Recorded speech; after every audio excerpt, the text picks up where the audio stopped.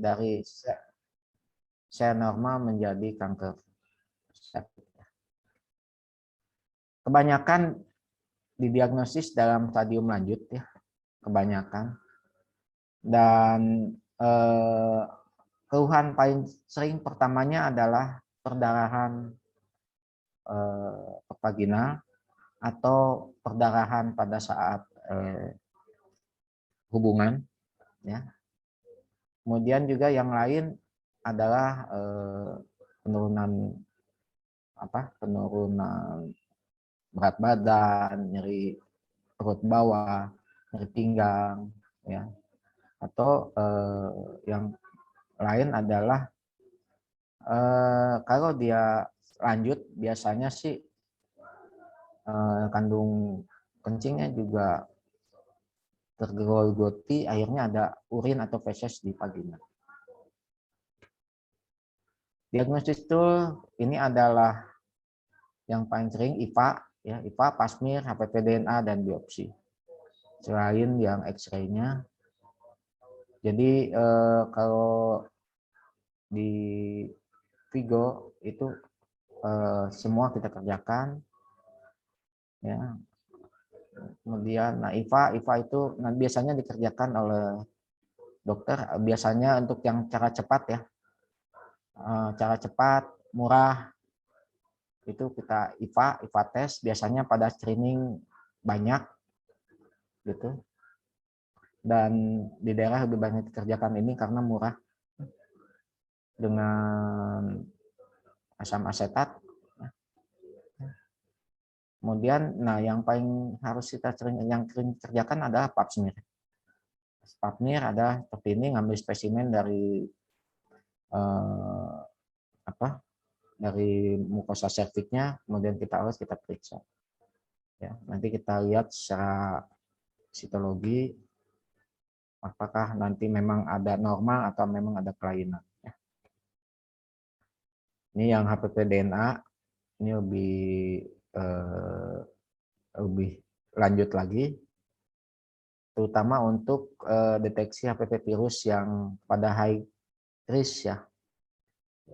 Grup siapa yang high risk, misalnya wanita yang lebih sering berhubungan intim, atau misalnya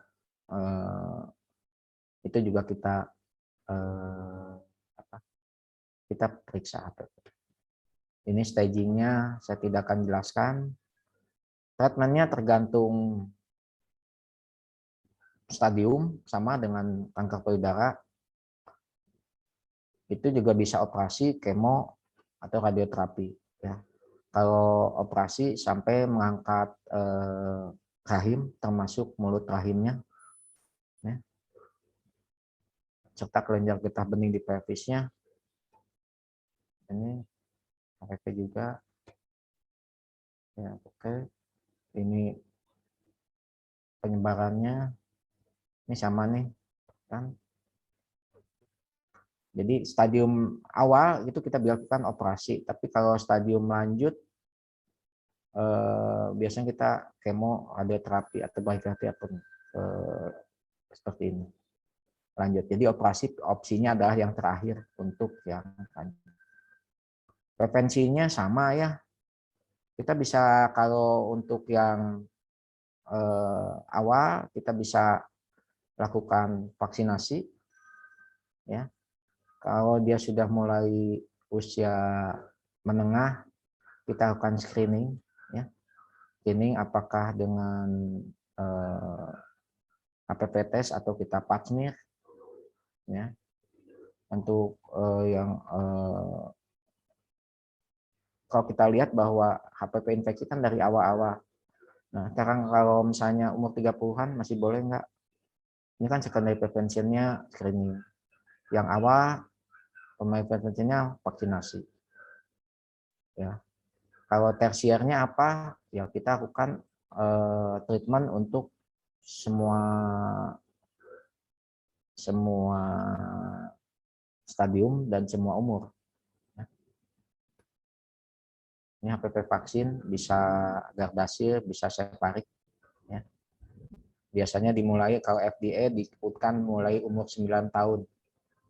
ya. Sampai yang 26, kemudian dilihat apa lagi untuk yang 27 sampai 45. Itu saja yang bisa saya sampaikan. Terima kasih atas perhatiannya. Semoga bermanfaat bagi kita semua. Assalamualaikum warahmatullahi wabarakatuh.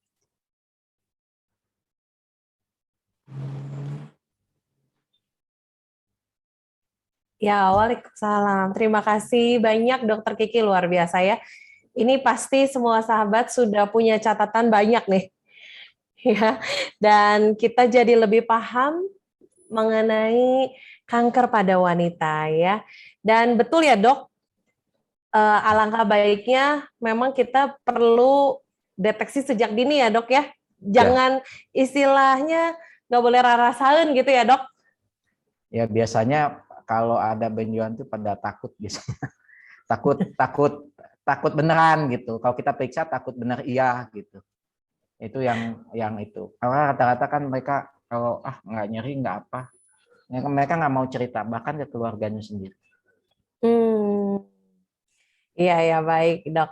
Nah, ini udah banyak juga yang bertanya, tapi nanti di Disimpan dulu waktunya aja. tanya jawab Ya. kita sampaikannya. Dokter Kiki boleh istirahat dulu, minum dulu juga ya, Dok. Ya, sama-sama.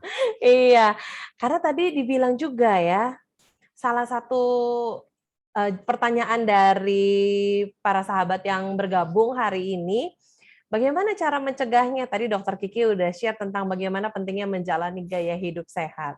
Ya, nah dan gaya hidup sehat ini juga nggak jauh dari yang namanya minum ya, sahabat ya, semua yang bergabung.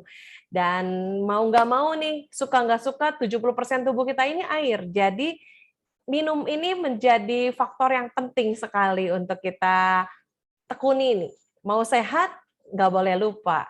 Ya, olahraga tadi harus rutin terukur ya, pola makannya juga dijaga. Nanti ada juga tadi pertanyaan-pertanyaan nanti kita bacakan ya, tentang makanan apa aja sih sebetulnya yang bisa mencetus, dan kalau udah kanker apa yang harus dihindari gitu. Ya. Nah, untuk itu sabar untuk yang sudah bertanya, nanti kita akan bacakan pertanyaannya ya. Nah, kita akan lanjut ke sesi kedua. Kita akan langsung mendengarkan, ini luar biasa juga ya pembicara kita yang kedua. Kita mau kenalan dengan Dr. Erwin Setiawan selaku Kepala Bagian Operasional Layanan PT Bio Farma. Ya, kita mau kenalan dulu, inilah profil Dr. Erwin Setiawan. Ya, beliau lahir di Jakarta tanggal 8 Juli dan beliau menekuni pendidikan Fakultas Kedokteran di Universitas Trisakti Jakarta. Kemudian menekuni S2 di Hukum Kesehatan Universitas Padjadjaran Bandung. Ini berikut sebagian data pengalaman kerja beliau ya. Di tahun 2001 di Klinik Puri Kembangan di Jakarta, kemudian tahun 2002 di Rumah Sakit Mary Cilengsi di Bogor, dan tahun 2004 sebagai dokter BSB, ya, Brigade Siaga Bencana Kemenkes di RSPI Sulianti Saroso Jakarta. Wow. Nah, dan pekerjaan sekarang yang pengen cari Dokter Erwin, nah ini nih ya. Beliau ini dari tahun 2005 menjadi staf QA di PT Bio Farma, kemudian di 2007 menjadi dokter perusahaan PT Bio Farma, di tahun 2012 sebagai Kepala Bagian EHS PT Bio Farma, tahun 2014 sampai 2017 beliau adalah ahli media divisi pemasaran PT Bio Farma, dan tahun 2017 sampai sekarang, beliau adalah Kepala Bagian Pelayanan PT Bio Farma. Nah, hari ini sama, kita juga akan belajar banyak dari Dr. Erwin. Kalau tadi sempat disinggung juga ya sama Dr. Kiki tentang vaksinasi. Nah, ini sekarang lagi rame juga ya. Dan apakah untuk kanker ini juga ada vaksinnya nggak? Nah, kita bisa tanya-tanya juga nanti sama Dr. Erwin. Oke, kalau gitu kita akan mulai sesi 2. Dr. Erwin, waktu dan tempat kami persilakan. Baik, Terima kasih Bu Iren. Apakah suara saya cukup terdengar jelas? Jelas-jelas, Dok. Jelas, baik, terima kasih. Yang saya hormati Dr. Kiki, spesialis bedah onkologi, terima kasih atas sharing ilmunya. Yang saya hormati juga Bu Yanti Setiawadi, ya sebagai Ketua Bandung Cancer Society, kemudian juga teman-teman dari Perfect Alkalin yang sudah mengarrange acara ini, terima kasih Bu Iren juga nih. Dan juga yang saya hormati Bapak Ibu semua yang hadir pada acara webinar pagi ini. Pada kesempatan ini mohon izin saya sedikit sharing terkait salah satu yang tadi sudah disebutkan oleh Dr. Kiki, yaitu upaya pencegahan primer untuk penyakit CA cervix. Ya, jadi betul ya, kita perlu langkah-langkah yang komprehensif ya, mulai deteksi dini ya, kemudian juga promosi kesehatan dan juga vaksinasi, nah kemudian juga diagnostik yang secara dini, deteksi secara dini, dan juga penanganan yang sejak dini dan juga penanganan yang komprehensif itu juga sangat penting untuk penanganan penyakit kanker. Ya. Mohon izin saya share screen, Bapak Ibu.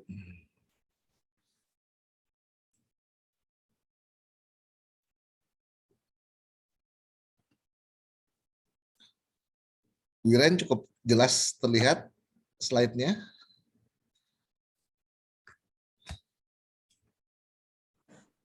Udah oke, Dok. Oke. Tinggal nah iya, siap. Silakan Dr. Erwin.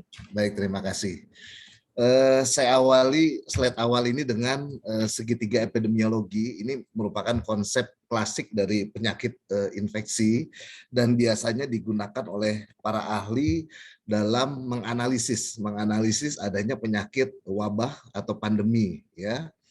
Nah, ini apa saja segitiga epidemiologi itu? Nah, ini antara lain ya, ada agen ya atau penyebab penyakitnya, kemudian kita sebagai host ya, kemudian juga lingkungan. Nah, ternyata ketidakseimbangan tiga hal ini yang menyebabkan kenapa penyakit infeksi atau kenapa penyakit menjadi wabah ya. Jadi perlu keseimbangan dari ketiga hal ini ya. Jadi kalau seandainya penyebab penyakitnya atau virusnya semakin infeksius, virusnya semakin bermutasi, di satu sisi misalnya kita sebagai manusianya tidak beradaptasi ya, kita tidak menerapkan protokol kesehatan, dan kemudian kita tidak memodifikasi tubuh kita dengan membentuk antibodi ya, bukan tidak mungkin ini virus ini bisa menang ya, virus ini bisa menang dan bukan tidak mungkin pandemi ini berjalan terus ya. Dan satu hal lagi juga yang penting mengenai lingkungan ya, di mana kalau lingkungan yang tidak baik, bukan tidak mungkin nanti si agen itu menetap di lingkungan yang kotor yang tidak baik, dan kita yang berinteraksi dengan lingkungan ini bisa terkontaminasi ya. Jadi memang kita perlu jaga keseimbangan ya, kita perlu beradaptasi terhadap kondisi seperti ini sehingga kita bisa terhindar ya. Kita harus tahu ya strateginya ya seperti ini ya.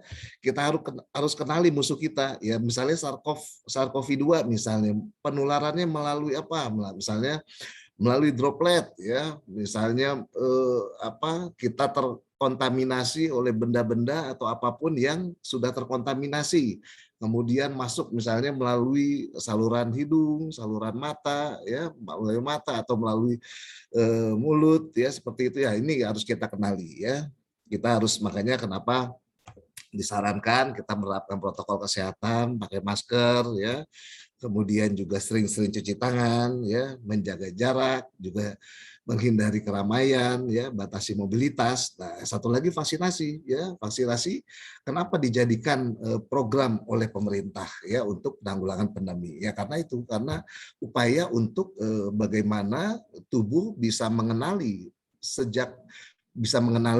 virus atau bakteri dengan cara yang aman ya, sehingga tubuh kita terbentuk antibodi dan juga kita punya senjatanya kalau seandainya suatu saat virus atau bakteri tersebut masuk ke dalam tubuh kita ya.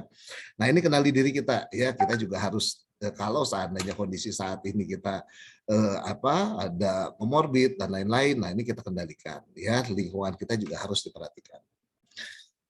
Nah, ini salah satu program yang dikembangkan oleh pemerintah untuk penanggulangan pandemi ini adalah program vaksinasi ya, berharap dengan vaksinasi program pemerintah dan juga gotong royong bisa tercapai herd immunity atau kekebalan kelompok.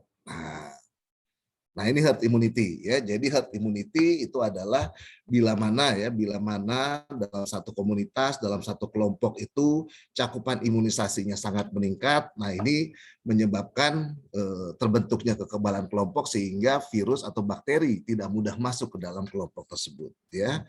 Nah, kalau kita lihat gambar yang slide atas yang biru ini, nah biru ini kelompok seseorang yang sehat tapi tidak divaksin ya. Nah, kemudian ada yang kuning ini kelompok yang divaksin, sangat kecil sekali. Nah, begitu ada orang yang terinfeksi masuk ke dalam kelompok seperti ini, nah ini mudah menyebar ya, mudah menyebar karena memang belum ada perlindungan ya, belum ada antibodi ya, belum ada senjata dalam tubuhnya untuk melawan penyakit infeksi tersebut. Ya ini bisa mudah menyebar. Tapi kalau yang bawah kita lihat ya, kelompok sudah banyak yang divaksin ya, kita bisa melindungi orang-orang yang mungkin saat ini belum bisa divaksin ya karena usianya misalnya di bawah 12 tahun atau karena ada penyakit-penyakit tertentu yang sehingga tidak bisa divaksin. Nah, kalau seandainya sudah cakupan imunisasinya sudah tinggi, ini kita bisa menghindari ya, bisa menghindari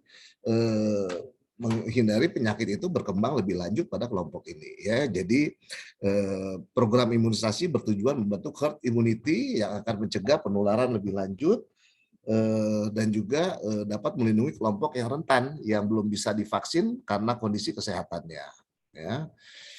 Nah, kemudian slide berikut, nah ini vaksin. Jadi vaksin itu apa sih gitu kan? Vaksin adalah suatu zat antigenik ya, produk biologi yang dimasukkan ke dalam tubuh kita sehingga tubuh kita akan membentuk antibodi ya, antibodi atau sebagai tameng ya dalam tubuh kita dalam jangka waktu yang cukup panjang. Ya.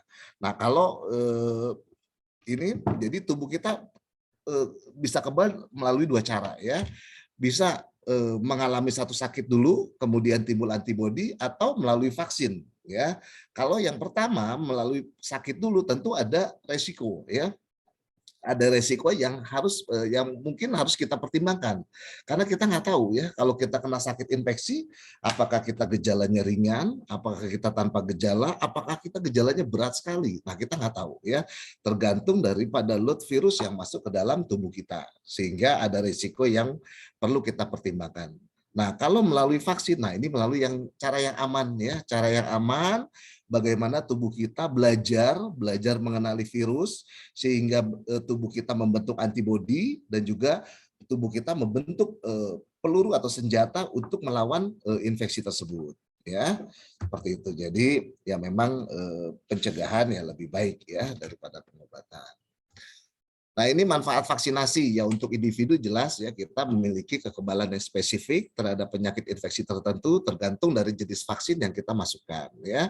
Dan juga dengan adanya program vaksinasi ini prevalensi penyakit ini bisa dicegah atau bisa turun ya. Ini kenapa ini dijadikan program oleh pemerintah. Dan juga kalau seandainya cakupan imunisasi sudah meningkat ya, nah, bukan tidak mungkin penyakit ini bisa tereliminasi, bahkan eradikasi. Artinya tidak ada lagi kejadian penyakit ini di muka bumi ini. Ya, contohnya ya dulu ada cacar api atau variola ya tahun 79 itu sudah eradikasi. Dan juga ada penyakit polio ya alhamdulillah di Indonesia sudah eradikasi juga. Sudah tidak ada lagi kejadian polio yang ada di Indonesia ya. Memang vaksinasi merupakan penemuan terbesar ya di dunia kedokteran karena bisa melindungi seseorang individu itu dari risiko kematian maupun kecacatan ya, dan merupakan investasi sehat yang cost efektif ya karena biayanya nggak terlalu besar, nggak terlalu mahal, tapi bisa melindungi kita dalam jangka panjang ya. Dan untuk masyarakat, nah ini bisa membentuk kekebalan kelompok atau herd immunity. Nah, jadi kapan vaksin diperlukan? Nah, biasanya vaksin diperlukan itu kalau seandainya memang penyakit itu menimbulkan fatal, ya, menimbulkan kecacatan atau kematian. Ya. Yang kedua, kalau memang penyakit itu bisa menimbulkan wabah, menimbulkan pandemi. Ya. Nah, kalau kita lihat tadi segitiga epidemiologi, yaitu salah satunya adalah ya tadi bagaimana mengupayakan memodifikasi tubuh kita supaya tubuh kita terbentuk antibodi. Ya. Nah, kemudian juga untuk yang penyakit yang mudah menular ya. Nah, ini dan kalau tersedia teknologinya karena tidak mudah ya membuat vaksin itu tidak mudah, perlu waktu yang panjang sehingga kalau memang ada teknologinya bisa dibuat. Tapi kalau nggak ada teknologinya ya belum bisa ya. Jadi kami berharap ya untuk penyakit-penyakit yang bisa dicegah dengan vaksinasi, berharap Bapak Ibu juga sudah ya melakukan pencegahan melalui vaksinasi. Nah, ini sedikit mungkin melengkapi apa yang sudah disampaikan oleh Dokter Kiki. Jadi memang betul ini ya kanker CA cervix merupakan penyakit kanker kedua ya yang banyak diderita oleh perempuan Indonesia ya. Nah, kemudian, ini penyebabnya 99,7% ini adalah human papillomavirus ya, tipe strainnya HPV 16 dan juga 18 ya. Jadi didahului dulu dengan infeksi pada serviks ya, infeksi dari human papillomavirus ya. Nah, ini juga dapat menyebabkan kanker dari vulva, vagina, orofaring ya, prekanker anal juga ini bisa ya. Nah, kemudian, ini penularannya ya memang umumnya ya ini kontak ya, kontak melalui kulit ya, kontak melalui kulit dengan kulit ya, bisa melalui hubungan seksual ya. Nah, ini bisa juga oral genital, manual genital, dan genital ke genital ya. Nah, ini kalau rute dan seksualnya ya kalau seandainya menggunakan alat-alat pribadi yang sharing ya, pakaian, handuk dan lain-lain, bisa juga ibu ke anaknya pada saat proses melahirkan. Nah, ini juga. Nah, kemudian juga seperti ini ya. Jadi, gejalanya tadi sudah disampaikan oleh Dokter Kiki ya antara lain bisa perdarahan ya di luar waktu periode menstruasi atau saat berhubungan seksual atau menstruasinya lebih panjang ya dan perdarahan setelah menopause dan peningkatan keputihan dan nyeri panggul. Jadi memang kalau seandainya ada gejala-gejala ini silakan untuk konsultasi lebih lanjut ke dokter Obgyn ya. Nah, kemudian tadi juga sudah disebutkan, ini pencegahan primer salah satunya adalah melalui vaksinasi ya. Jadi kombinasi screening dan vaksinasi ini merupakan bentuk pencegahan yang spesifik terhadap CA cervix ya dengan deteksi dini ya, kemudian medical check up ya, promosi kesehatan ya. Berharap dengan promosi kesehatan ini semakin banyak lagi orang yang tahu bagaimana cara penularannya, bagaimana cara pencegahannya dan bagaimana cara deteksi dininya sehingga kita bisa lebih awal untuk mengetahui adanya kelainan atau tidak dalam tubuh kita. Nah, ini vaksinasi HPV ya, jadi memang WHO merekomendasi mulai dari usia 9 tahun ke atas ya. Kalau belum aktif secara seksual vaksinasi ya. Tapi kalau sudah aktif secara seksual memang harus ada screening dulu ya, screening dulu karena kalau seandainya ada kelainan ya baiknya diobati dulu ya, diobati baru divaksinasi. Nah, kemudian untuk Satgas Imunisasi Anak IDAI ini merekomendasi juga sama ya untuk usia 9 tahun sampai 14 tahun itu 2 kali ya dengan jarak 6 sampai 15 bulan dosis pertama dan keduanya. Nah, kemudian juga untuk usia 15 tahun ini di atas ke atas ini memerlukan 3 dosis ya. Ada yang jadwalnya 016, ada juga yang 026 ya. Artinya misalnya kita vaksinasi sekarang dosis pertamanya 1 bulan kemudian dosis kedua dan 6 bulan dari sekarang itu untuk dosis ketiga. Nah, ini juga Satgas Imunisasi Dewasa juga merekomendasi HPV hingga usia 55 tahun ya dengan 3 dosis sama ya, baik 01 atau 02, kemudian suntikan berikutnya adalah 6 bulan dari yang sekarang. Nah, ini jadi kurang lebih jadi CA cervix ya merupakan penyakit yang berbahaya ya, merupakan penyakit kedua yang terbanyak yang diderita oleh wanita dan sebagian besar itu baru diketahui setelah stadium lanjut ya. Nah, kemudian CA cervix disebabkan oleh infeksi human papillomavirus yang berisiko tinggi ya. Nah, screening ini penting ya, screening penting dan vaksinasi juga penting, dan ini bentuk pencegahan yang spesifik terhadap CA cervix ya. Nah, dan vaksinasi HPV dapat diberikan mulai usia 9 tahun. Nah, ini mohon izin saya juga sedikit menyampaikan mengenai Immunicare. Jadi Immunicare ini merupakan outlet layanan vaksinasi yang dikembangkan oleh Bio Farma ya. Ada yang milik Bio Farma atau ada juga yang bekerja sama dengan Bio Farma ya. Nah, kemudian kita bermitra ya, baik dengan dokter maupun dengan klinik atau dengan rumah sakit sesuai dengan Permenkes Kesehatan mengenai layanan vaksinasi ya. Dalam pengembangannya kita model channeling atau kemitraan ya. Ini juga kita punya tagline solution to immunity ya. Jadi berharap semua masyarakat yang ingin mendapatkan kekebalan, yang ingin mendapatkan imunisasi ini bisa datang ke Immunicare, karena kita menyiapkan produk-produk, baik produk yang dibuat oleh Bio Farma maupun yang non Bio Farma untuk melengkapi persediaan dari Immunicare. Nah, ini ya untuk berbagai usia juga ya. Memang vaksinasi tidak hanya untuk anak-anak, tapi bisa juga untuk remaja, dewasa maupun lansia, dan berbagai kebutuhan untuk perjalanan ke luar negeri, umroh, dan juga untuk yang calon pengantin ya. Calon pengantin ini juga penting nih untuk menjaga saluran reproduksinya atau organ reproduksinya bisa berfungsi dengan normal ya. Salah satunya tadi ya dengan vaksinasi HPV ya, dan juga vaksinasi untuk keluarga, dan juga untuk perusahaan ya, dan juga untuk instansi pendidikan profesi juga ini penting ya.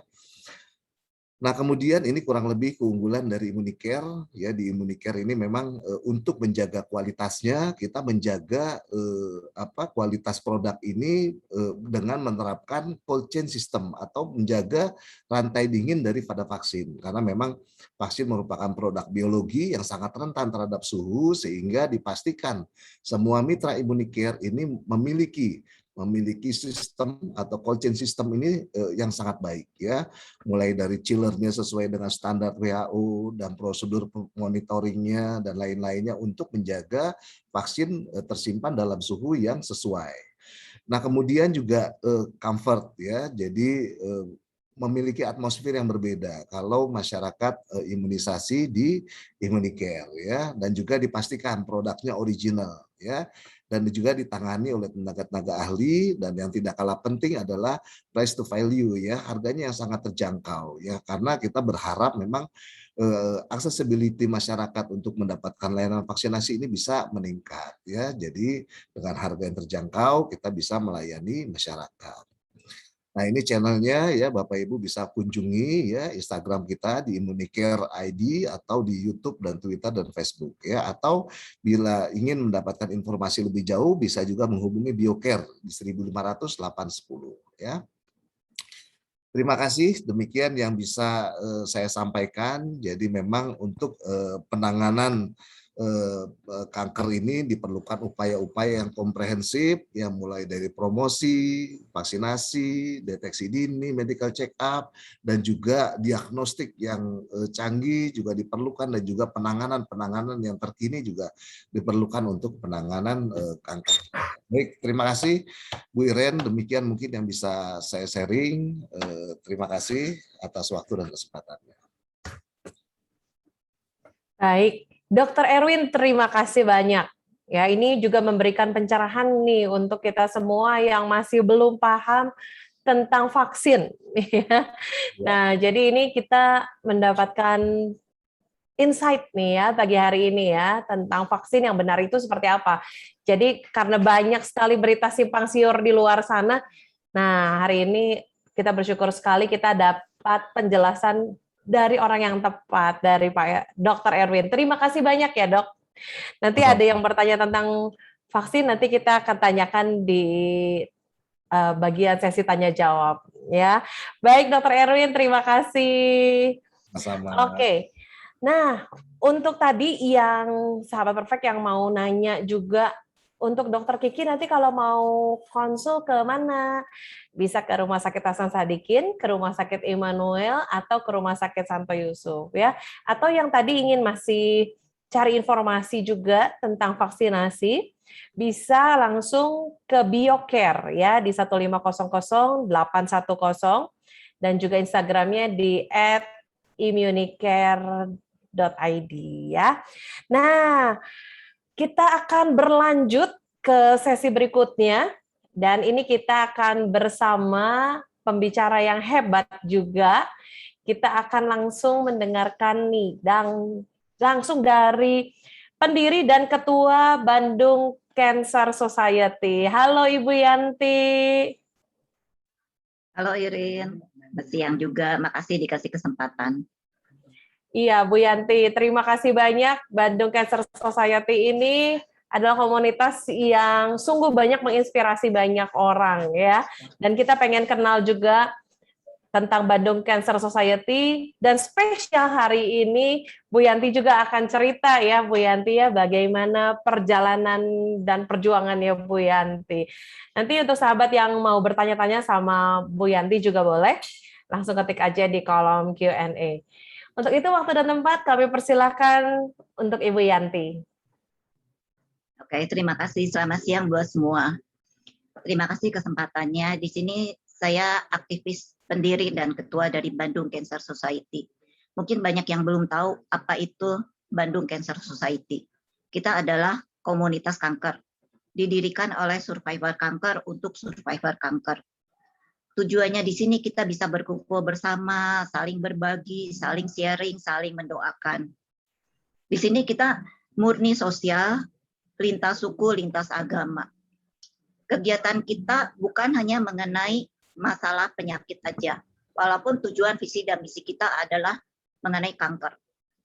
Di sini kita akan ada pengenalan mengenai BCS yang akan nanti dibawakan oleh Ibu Herti. Ada beberapa yang akan saya bagikan di sini. Saya kena kanker payudara awal 2007. Satu kesalahan yang mungkin saya bisa bagikan ke teman-teman, sebenarnya saya sudah merasakan ada benjolan mulai dari Juni 2006. Tapi karena saya mendengar orang lain juga banyak yang bilang, enggak apa-apa Bu, mungkin itu hanya hormon, atau itu memang sisa dari waktu saya memberikan ASI, jadi saya biarkan waktu itu. Dalam waktu setengah tahun, benjolan itu udah makin membesar.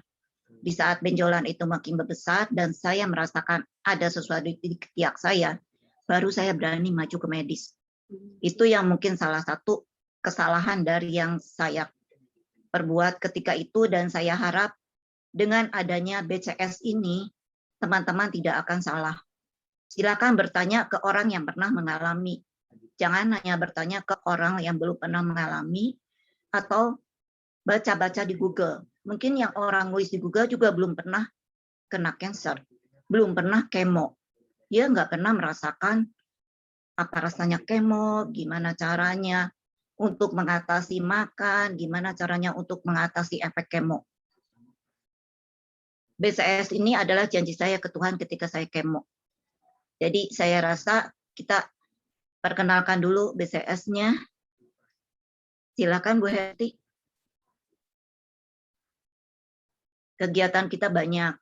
Yang mau bergabung silakan nanti kontak dengan pengurus.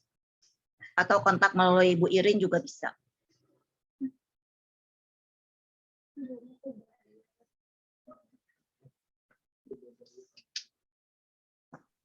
Sudah ada ini screen-nya? Udah ada, tapi enggak dari awal. Oke. Ya, silakan Bu Herti. Sudah full screen ya Ibu ya? Belum.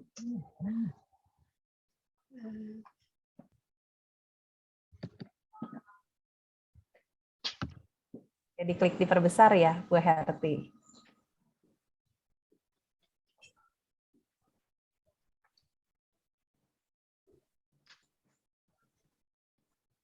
Oke, atau dilanjut aja.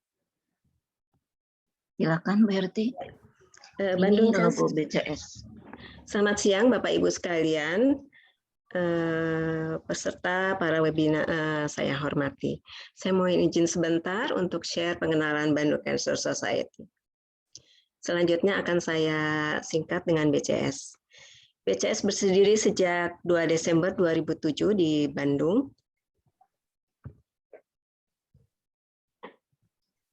BCS adalah support group kanker yang didirikan oleh survivor kanker untuk memberi dukungan secara moral kepada penderita kanker. BCS terbuka untuk semua kalangan, lintas suku, dan agama. Visinya adalah menjadi pusat untuk berkumpul berbagi pengalaman dan informasi khususnya yang berkaitan dengan kanker.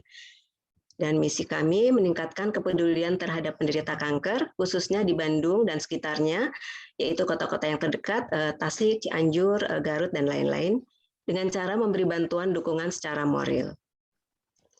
Kegiatannya adalah, kegiatan ini tentu saja tidak dilakukan pada masa pandemi ini, yaitu mengunjungi para penderita kanker yang akan sedang menjalani pengobatan, mengadakan pertemuan rutin sebulan sekali, mengadakan pertemuan untuk kelompok penyakit kanker tertentu, mengadakan seminar dengan mengundang pembicara ahli.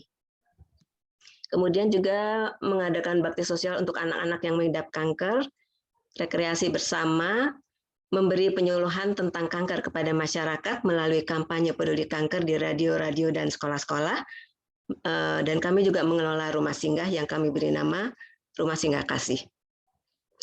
Ini pendiri BCS, salah satunya adalah Ibu Yanti yang sekarang menjadi Ketua BCS.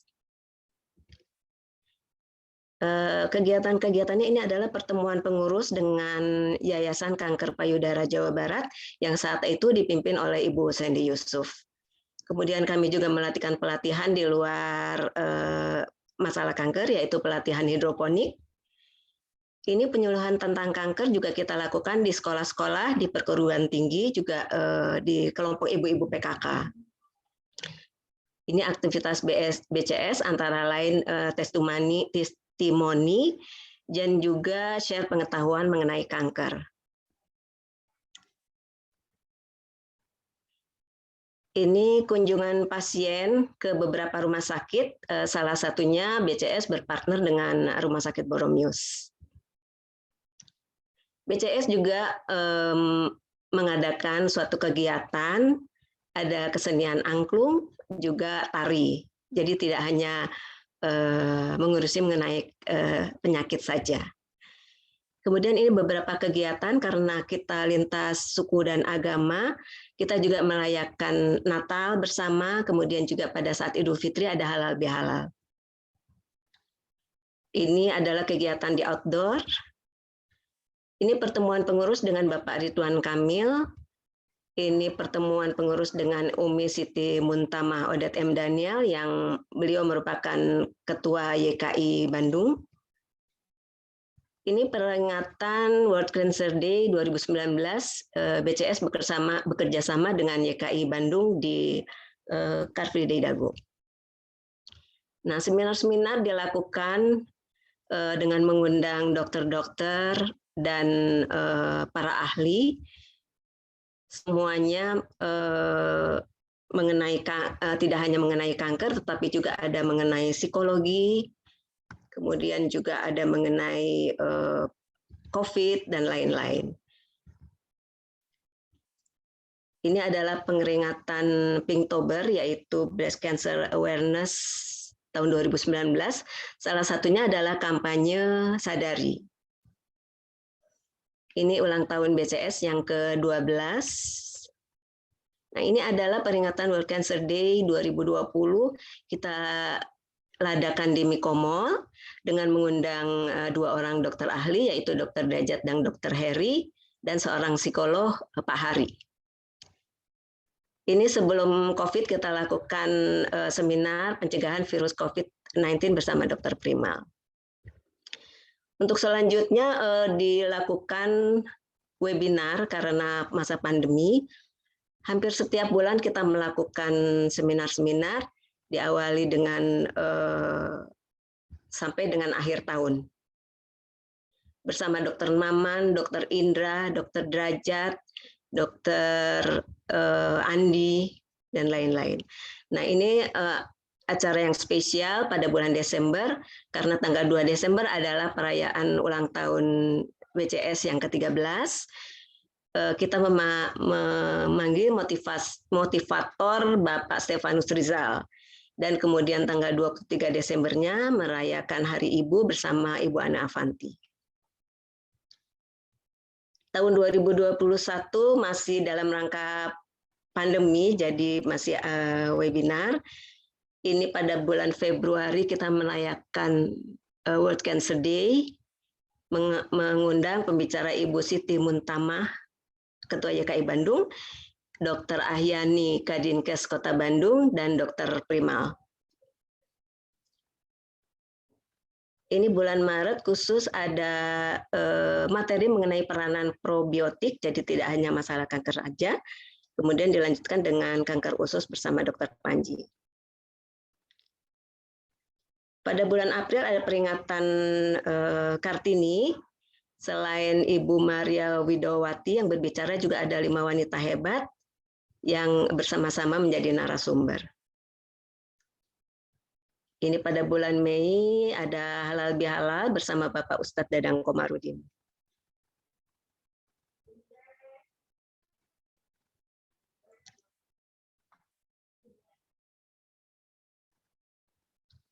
Sesuai dengan visi BCS untuk share pengetahuan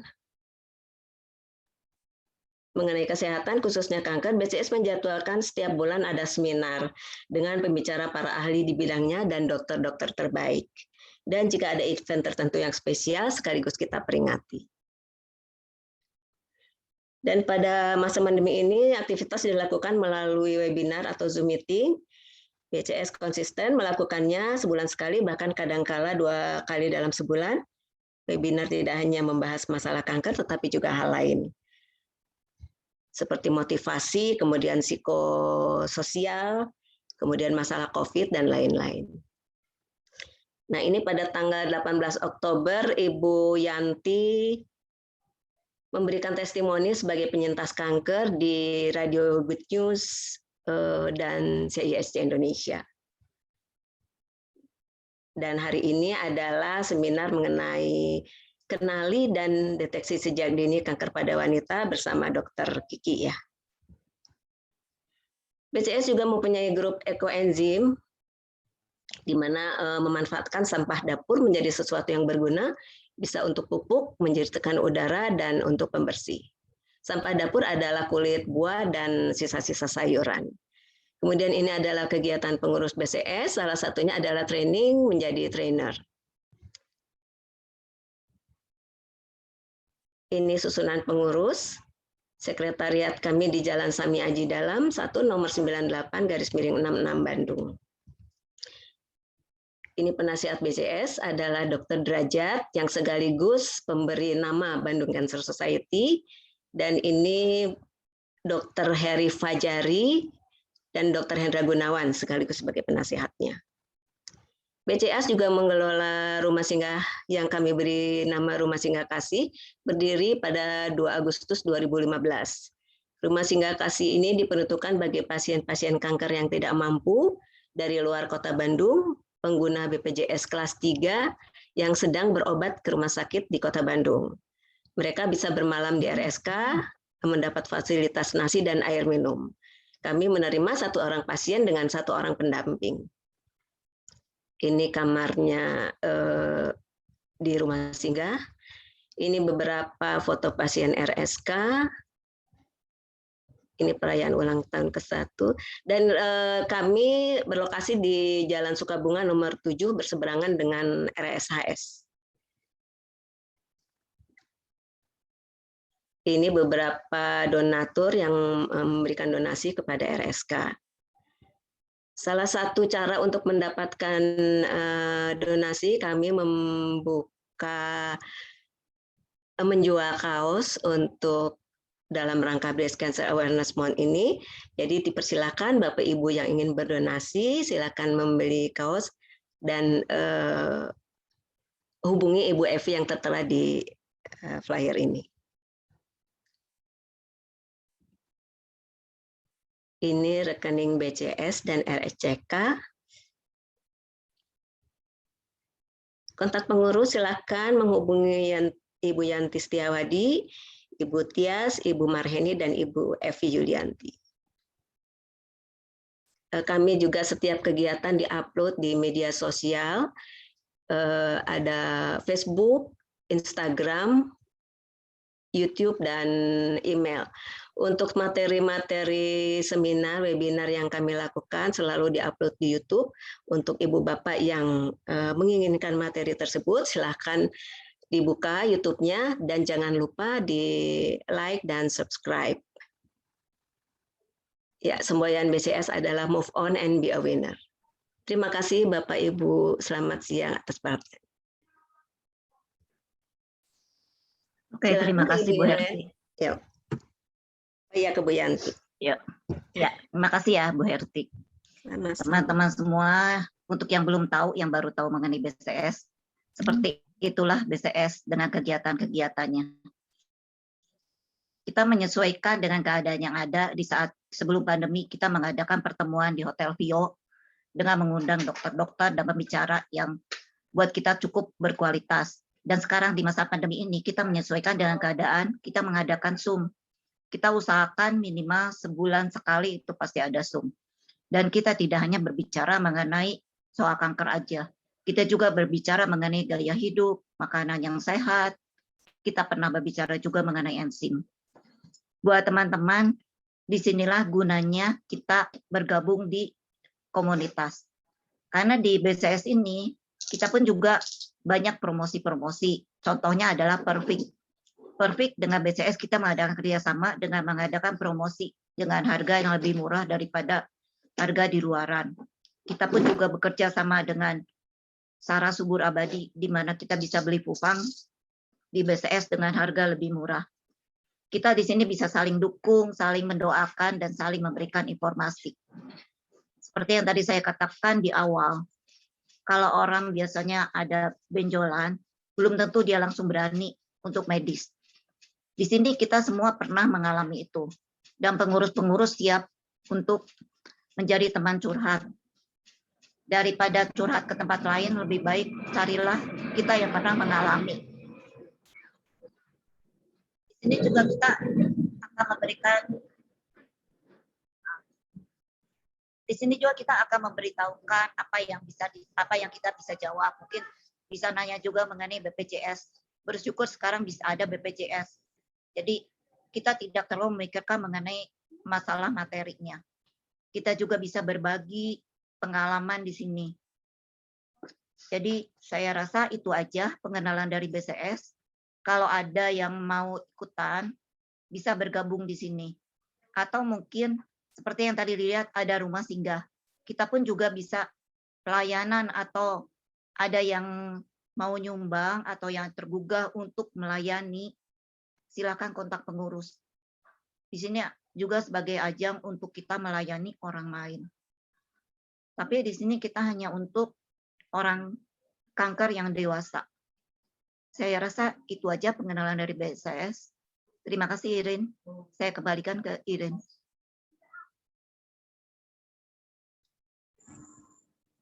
Oke, terima kasih banyak Bu Yanti. Wow, ini BCS ini betul-betul satu komunitas yang banyak diperlukan oleh banyak orang nih ya. Dan kehadiran BCS ini memberikan juga satu inspirasi untuk banyak orang. Dan jika sahabat-sahabat perfect yang hari ini bergabung juga, dan mungkin ada keluarga, ada teman juga ya, atau ada relasi yang sama-sama sedang berjuang, bisa nih gabung di komunitas BCS ya, Bu Yanti ya, supaya mendapatkan informasi yang tepat.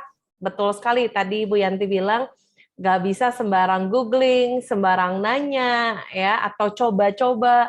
Lebih baik tanya sama orang-orang yang lebih berpengalaman ya. Dan komunitas ini tentunya akan membawa teman-teman dan sahabat semua akan lebih bersemangat ya, dan tentunya akan bisa menjalani pengobatan juga dengan lebih tepat. Terima kasih banyak Bu Yanti dan Bu Herti untuk pemaparannya. Nanti ada yang bertanya juga Bu Yanti, nanti kita akan bacakan di sesi tanya jawab ya. Nanti dijawab. Oke. Iya. Nah, untuk semua yang dari tadi udah bertanya, ini waktunya kita akan mulai bacakan pertanyaannya.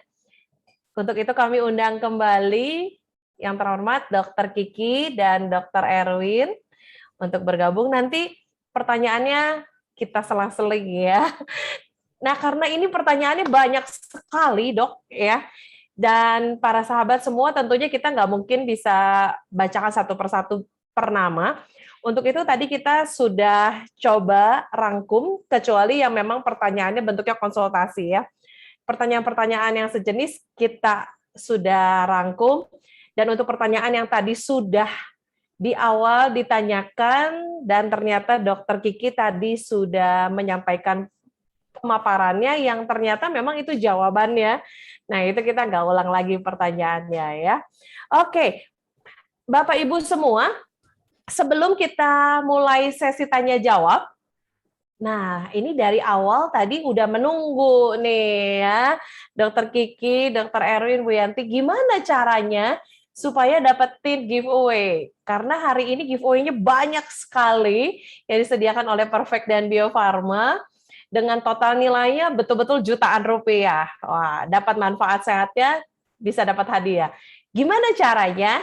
Bapak Ibu bisa cek di kolom chat ya. Bapak Ibu bisa lihat di kolom chat ada link feedback yang harus Bapak Ibu isi. Nah, jadi hanya untuk peserta yang mengisi link feedback, maka nanti namanya akan masuk ke will giveaway di akhir acara. Ya, dan pastikan Bapak Ibu masih tetap ada sampai di akhir acara. Oke? Dan kita berikan kesempatan untuk mengisi link feedback ini tidak lama-lama, hanya 10 menit aja. Jadi sambil dengar bisa sambil ngisi, ya. Oke, kalau gitu link feedback-nya sudah dibuka, 10 menit dari sekarang sudah mulai bisa mengisi ya. Nah, pertanyaan yang pertama untuk Dr. Kiki dulu. Dok, ini banyak yang bertanya, Dok, apakah benar sebetulnya penyakit kanker ini disebabkan karena keturunan?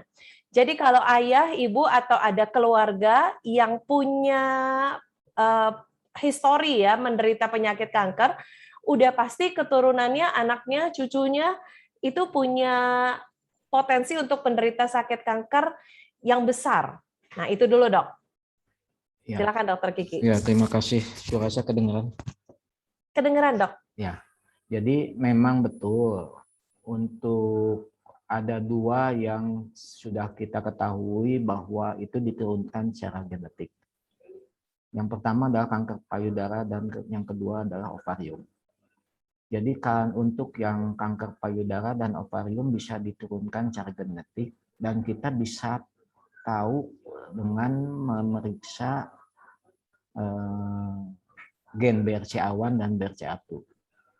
Kalau misalnya ibunya punya kanker payudara, kemudian anaknya diperiksa ada gen BRCA1 atau BRCA2, maka kemungkinannya untuk dapat kanker payudara atau ovarium lebih besar. Sedangkan untuk yang lain, kanker yang lain kita belum tahu. Artinya penelitiannya belum sampai ke sana. Gitu. Jadi memang tidak, ya kita harus periksa gen. Contoh yang paling gampang atau paling spektakuler adalah kita lihat Angelina Jolie. Angelina Jolie itu ibunya kanker payudara.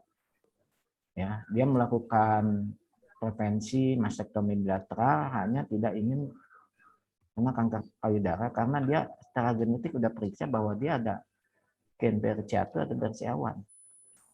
Jadi sebelum dia kena, dia buang dulu payudaranya, dia dilakukan mastektomi preventif. Itu saja jawabannya. Mungkin bisa menjawabnya. Ya, baik. Terima kasih banyak ya, Dok. Dan berarti sebetulnya tindakan preventifnya harus lebih ketat ya, Dok ya? Ya, jadi kan tadi sudah disampaikan bahwa sebenarnya yang keladi untuk kanker payudara adalah estrogen. Tahu bahwa estrogen ini dihasilkan mulai wanita itu pertama mens sampai dia menopause. Kalau menopause masih ada estrogen, ada, tapi jumlahnya lebih kecil dibandingkan pada saat menstruasi.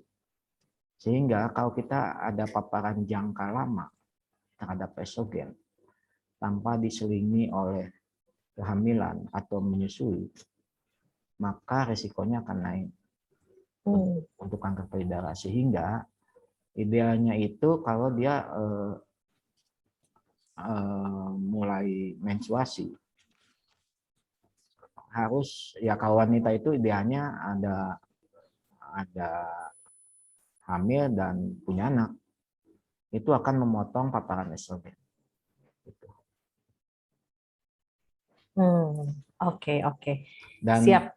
bahan dasar estrogen adalah kolesterol. Jadi karena bahan dasarnya ada kolesterol, jadi maka orang yang hiperkolesterol itu juga resikonya akan naik beberapa kali lipat. Makanya kalau kita ngomongin preventifnya apa, ya kurangin aja makanan yang kolesterol. Ya, jadi saya nggak bisa ngomong nggak boleh ini, nggak boleh itu, nggak boleh itu. Biasanya sih kalau saya sih ya, pasien kanker payudara mau operasi, mau kemo, mau radioterapi, biasanya saya los dulu. Terserahlah makannya apa, yang penting mau makan. Tapi kalau misalnya udah waktunya untuk preventif, maka ya itulah, paling kita kurangin makanan yang kolesterol. Ya, baik. Kalau gitu Dokter Kiki.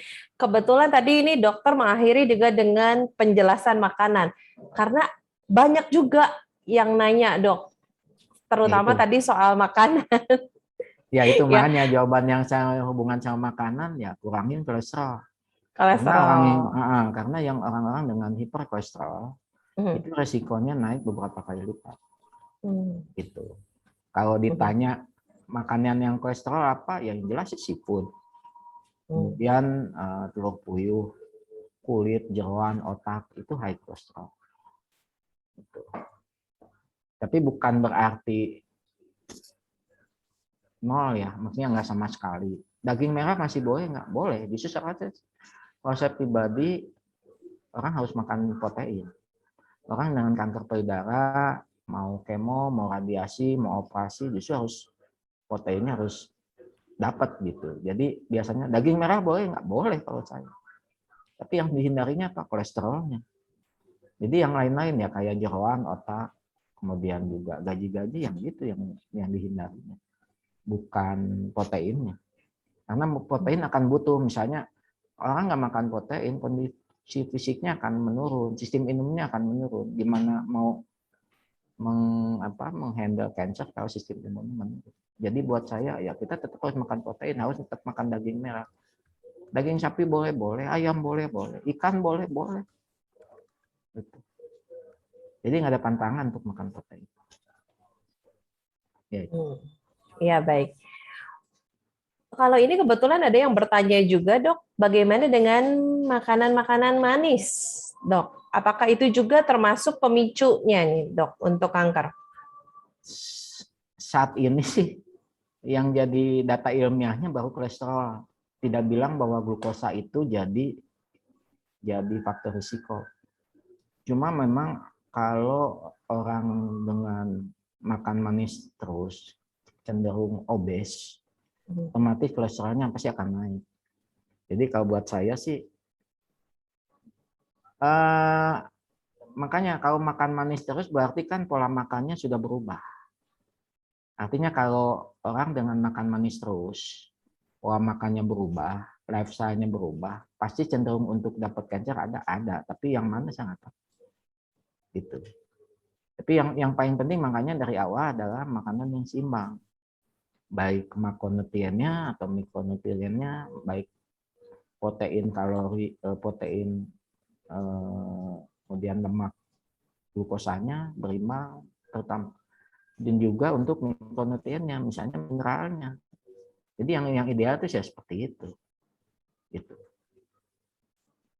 Oke, baik. Terima kasih banyak Dokter Kiki. Nah, ini tapi ada pertanyaan juga, Dok. Bagi yang sudah menderita kanker, Dok, baik payudara maupun serviks, ini ada beberapa yang bertanya, apakah ada makanan yang dipantang seperti kayak misalnya makannya pedas-pedas, santan, atau yang lainnya? Ya kan, ya kalau saya sih pantangannya ya kolesterol aja, karena hubungannya sama kolesterol. Yang lain enggak, tapi boleh makan, yang penting tidak berlebihan, gitu. Yang penting tidak berlebihan. Jadi nggak ada masalah. Kalau saya sih yang saya pantangin ya yang high cholesterol aja. Yang lain sih nggak. Nah karena sedangkan untuk cervix, kalau kita lihat mekanismenya kan hubungannya sama infeksi, HPV. Ya berarti pencegahannya bukan dari makanan. Karena itu tidak berhubungan dengan makanan. Mungkin berhubungan makanan kalau misalnya cenderung daya tahan tubuhnya turun. Karena kan sebenarnya HPV normal nggak di vagina? Normal. Tapi kondisi fisiknya berbeda, mungkin sistem imunnya berbeda sehingga kondisi itu berubah. Yang tadinya normal bisa jadi patogen. Itu aja sih.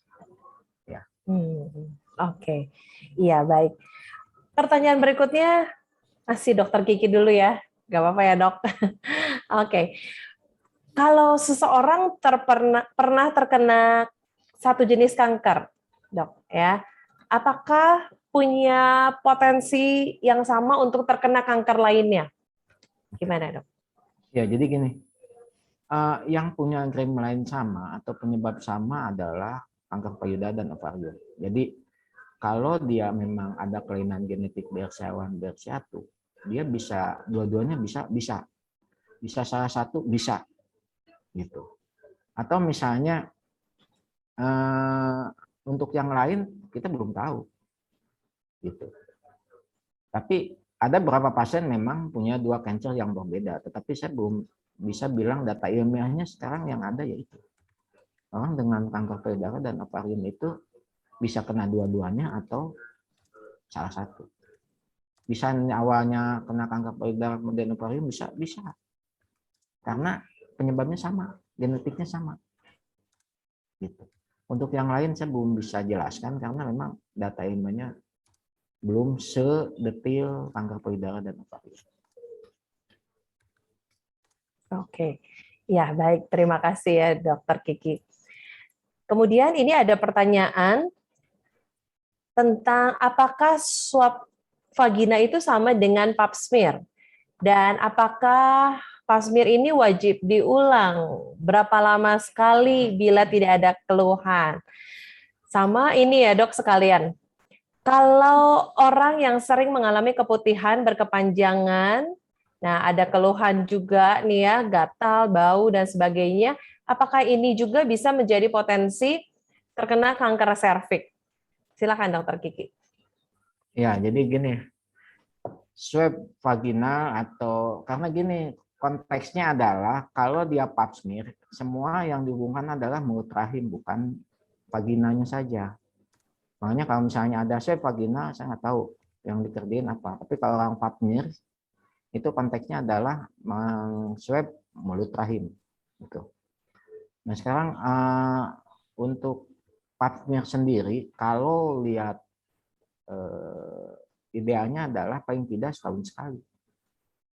Setahun sekali pap smear. Terutama untuk wanita dengan hubungan aktivitas seksual yang tinggi. Gitu. Untuk high risk. Nah, sekarang kalau dia ada keputihan gimana? Ya idealnya datang ke dokter dong. Terutama untuk obgyn onkologi ya, gineko-onkologi. Tanya untuk diperiksa lebih lanjut. Ini benar nggak? Penyebabnya apa? Biar dikasih obat. Cuma saya kadang-kadang heran kalau misalnya udah keputihan banyak bau, tapi kagak berobat. Gitu kan. Kok betahnya gitu loh. Mungkin kalau kita ada borok aja sedikit bau juga kan nggak betah. Nah dia ada keputihan bau itu nggak berobat. Saya mikirnya gini, kok betah ya? Gitu. Idealnya berobat lah. Nanti kita pastikan gitu. Ini benar nggak? Kan nanti juga pasti di swab, iya. Benar cervix, iya. Nanti mulut rahimnya dilihat, iya. Ya kan? Ya kita pastikan saja. Kalau misalnya nggak ke dokter ya kita nggak pernah tahu dong. Gitu. Karena yang tahu itu ya maksudnya gini, semua itu ada ilmunya. Datanglah pada orang yang berilmu. Gitu. Ya, baik. Dokter Kiki ya. Jadi untuk yang bertanya, yuk kita periksa ke ahlinya langsung ya. Betul ya tadi Dokter Kiki, jangan dibiarkan. Oke, berikutnya untuk Dokter Erwin. Dokter Erwin, ini ada yang tanya, kalau kita sudah 3 kali vaksin HPV ya, apakah itu perlu diulang? Dan di mana? Ini ada juga yang tanya, di mana bisa mendapatkan vaksinasi HPV? Apakah bisa di puskesmas atau ini gratis ataukah berbayar? Oke, baik Bu Iren. Mungkin sebelum saya jawab pertanyaannya, saya lupa tadi ada pesan-pesan dari teman-teman Immunicare bahwa untuk event ini Immunicare ini support ya vaksinasi gratis untuk 50 peserta ya, dan juga memberikan giveaway sejumlah 20 ya untuk peserta ya. Baik, untuk pertanyaan yang tadi, setelah 3 dosis apakah diperlukan vaksinasi ulangan? Ya saat ini sih setahu saya ya belum ada ya data terbaru mengenai perlunya vaksinasi ulangan atau booster untuk vaksinasi HPV. Jadi kalau sudah vaksinasi dasar 3 kali ya sudah cukup ya untuk HPV ya. Nah kemudian bisa di mana gitu kan? Nah ini sebenarnya bisa silakan datang ke ke Immunicare juga ada ya dan tersebar di seluruh Indonesia ya di kota-kota besar, atau bisa juga ke rumah sakit atau klinik yang memberikan layanan vaksinasi ya, karena saat ini memang vaksinasi HPV ini belum menjadi program nasional ya, memang sudah ada pilot project ya untuk vaksinasi HPV tapi belum di seluruh kota ya. Kemarin ini setahu saya di tahun 2016 ya dilakukan di Jakarta ya untuk pelajar di Jakarta, kemudian juga dilanjut di Yogyakarta, Surabaya, Makassar dan Manado, tapi belum menyeluruh, masih pilot project. Ya kita berdoa saja semoga ke depan vaksinasi HPV ini bisa menjadi program vaksinasi nasional dan bisa menjadi gratis ya untuk terutama untuk anak-anak ya. Gitu mungkin Bu Iren. Baik, waduh terima kasih banyak Dokter Erwin penjelasannya ya. Mudah-mudahan ini menjawab pertanyaan tadi peserta jawab yang bertanya ya. Nah, dan untuk berikutnya, sebelum kita lanjut ke pertanyaan berikutnya, tadi Dokter Erwin juga sudah menyampaikan betul sekali di kesempatan yang istimewa dan spesial ini, PT Bio Farma menyerahkan 50 vaksin khusus untuk anggota dari Bandung Cancer Society ya. Wow, terima kasih banyak Bio Farma. Terima kasih. Ya, wow, terima kasih ya. Bio Farma ini care sekali ini sama Bandung Cancer Society ya. Nah, dan untuk para peserta juga yang mau ikut dukung, nah bisa nanti menghubungi Bu Yanti ya. Nanti kita akan share di akhir kontaknya. Oke, berikutnya Dokter Kiki ini ada yang ingin berkonsultasi ya, Dok ya. Saya bacakan. Dok, saya mau tanya, tahun lalu divonis ada kista sebesar 9 cm dan kondisinya saat itu sedang hamil. Besar kehamilan, akhirnya kista tersebut juga membesar sampai 13 cm. Alhamdulillah saya sempat melahirkan secara normal, tapi sampai saat ini melakukan operasi. Nah, apakah kista ini dapat menjadi kanker yang berbahaya, Dok? Dan apakah saya tetap harus melakukan operasi karena kebetulan anak saya baru 1 dan usianya 7 bulan. Sedangkan saya masih ingin memiliki anak.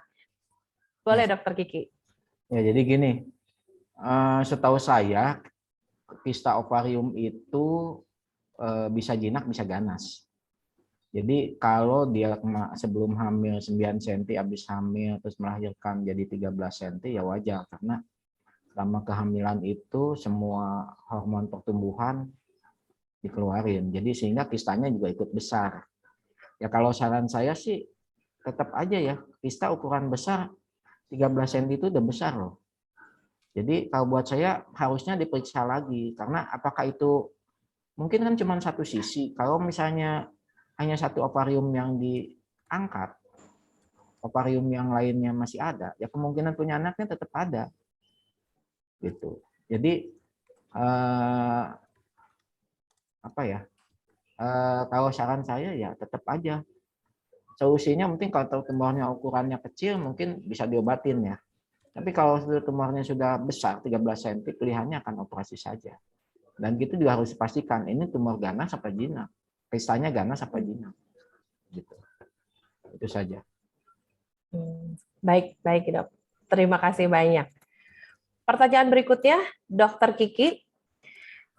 Apakah kalau ibu yang tidak menyusui itu sudah pasti bisa terkena kanker payudara? Ya, dan apa yang menyusui itu tidak mungkin terkena kanker payudara? Jadi begini. Jadi memang kalau ibu menyusui itu estrogennya akan ditekan selama proses menyusui. Sehingga ada gap lah atau di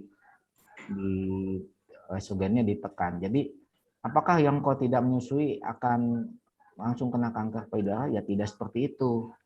Karena kita harus lihat lagi. Kalau misalnya yang tidak menyusui itu anaknya tetap anaknya pasti lebih dari 2, kemudian juga gapnya jangka waktunya tepat, atau paparan estrogennya kosongnya itu tidak lebih dari 10 tahun, mungkin tidak akan kena kanker payudara. Jadi jangan takut bahwa tidak menyusui pasti kanker payudara, enggak juga. Karena menyusui itu hanya bagian dari proses untuk memotong paparan estrogen. Kan hamil juga memotong paparan estrogen. Jadi kan udah dipotong duluan pas hamil. Jadi nggak usah takut. Dan kalau yang menyusui apakah pasti motong? Ya motong. Apakah dia bisa kena kanker payudara? Tetap aja. Kan yang lainnya gimana? Faktor artinya bukan menyusui bukan satu-satunya faktor yang menjadi untuk timbulnya kanker payudara. Ya, baik. Terima kasih banyak, Dokter Kiki. Nah, ini ada beberapa pertanyaan yang sama juga. Jika sudah menjalani operasi pengangkatan payudara, apakah memungkinkan akan timbul lagi? Boleh, Dokter Kiki? Ya, jadi begini. Kalau konteksnya itu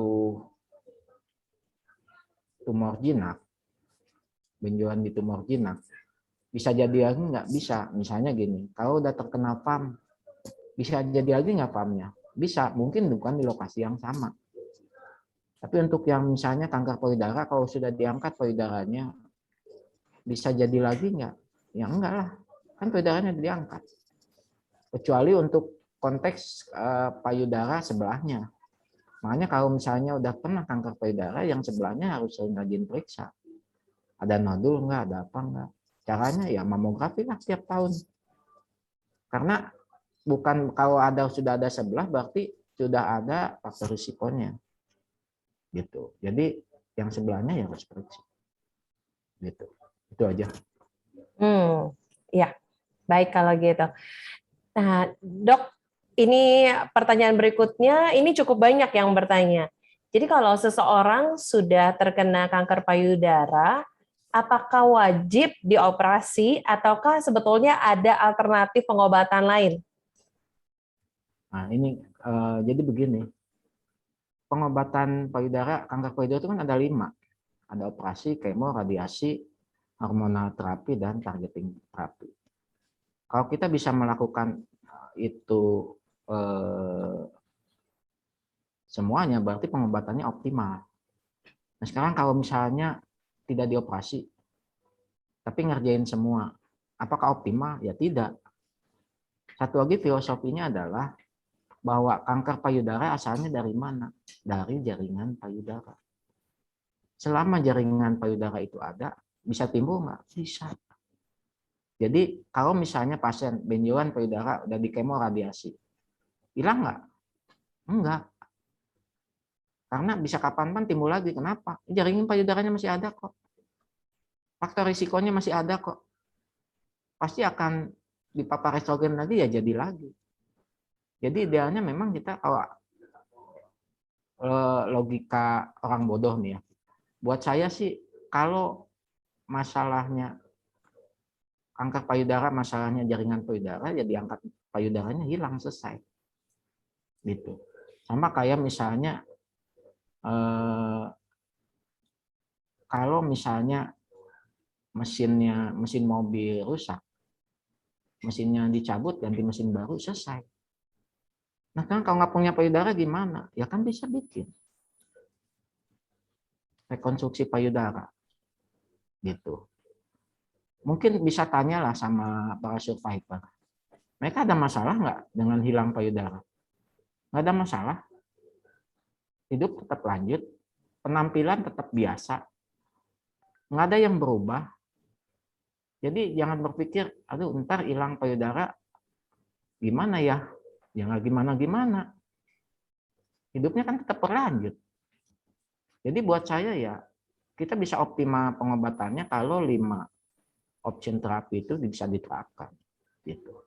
Kalau nanti hasilnya ternyata udah melakukan 5 hasilnya tidak memuaskan, ya itu case by case.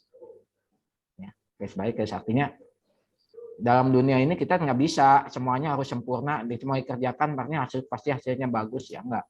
Tetapi pasti optimal. Gitu. Itu aja. Oke, baik. Terima kasih Dokter Kiki. Bu Yanti mungkin mewakili Bandung Cancer Society. Ya, boleh berbagi sedikit Bu mengenai pertanyaan dari tadi para peserta ya mengenai yang tadi Dokter Kiki sampaikan, operasi setelah disarankan oleh dokter untuk operasi pengangkatan payudara. Gimana nih Bu Yanti, boleh cerita sedikit? Ya seperti yang tadi Dokter Kiki katakan, sebenarnya kalaupun kita pernah operasi, orang lihat kita juga nggak tahu kalau kita udah nggak punya payudara. Kalau kita jalan seperti biasa, payudara mana yang udah hilang, orang-orang juga nggak akan tahu. Gitu. Jadi sebenarnya kalau orang yang tidak terlalu memikirkan penampilan, nggak ada masalah kok itu. Gitu. Itu kalau menurut saya. Terus seperti yang tadi Dokter Kiki bilang juga, mungkin kita di BCS ini jadi saksi hidup. Jadi kalau bisa lihat dari IG, dari Facebook, kegiatan-kegiatan kita, itu semua adalah survivor. Gitu. Tapi semua kembali ke aktivitas normal. Seperti kalau di Oktober kita bisa Zumba, kita bisa yoga, itu semua adalah survivor. Tapi kalau kita ikutin semua prosesnya sesuai dengan yang dikatakan dokter, kita percaya ke dokter, jalanin sesuai urutan-urutannya, tidak begitu operasi sebelum kemo atau sebelum operasi lari dulu ke alternatif, udah makin berat baru ke medis ya jangan nyalahi medisnya gitu. Tapi sebelum ke medis itu pernah kemana dulu. Tapi kalau misalnya begitu kita tahu ada benjolan, kita langsung ke medis dan jalani apa yang dikatakan dokter, banyak dari kita yang akhirnya kembali ke normal. Nggak ada masalah apa-apa. Jadi jangan lari ke alternatif yang tidak menentu, tapi larilah ke medis yang udah pasti.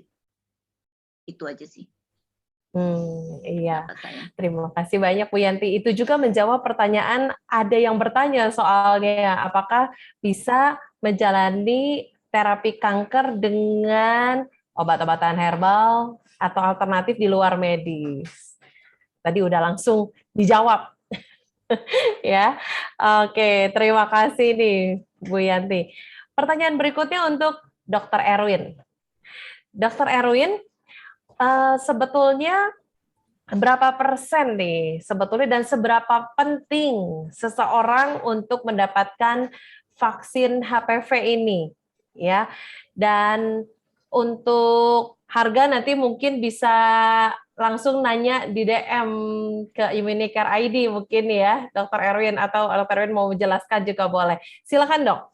Ya, jadi tadi juga telah disampaikan bahwa memang 99,7% itu penyebab dari CA cervix adalah didahului dengan infeksi dari human papilloma virus, ya, yang high risk, ya. Nah, oleh karena itu untuk mencegah infeksi HPV tersebut saat ini sudah ada vaksinnya, ya, vaksin untuk mencegah terjadinya infeksi HPV, ya, yang di kemudian hari dalam perjalanan bisa menimbulkan penyakit dari CA cervix, ya. Jadi menurut saya ya vaksin perlu nggak perlu, ya, selain deteksi dini memang vaksin diperlukan untuk pencegahan seperti itu. Nah, untuk Ya, harga nanti bisa juga cek ke Biocare ya di ya, ya. 1.500.810 nanti. Oke, iya. Kebetulan tadi ada yang nanya juga tuh, Dok.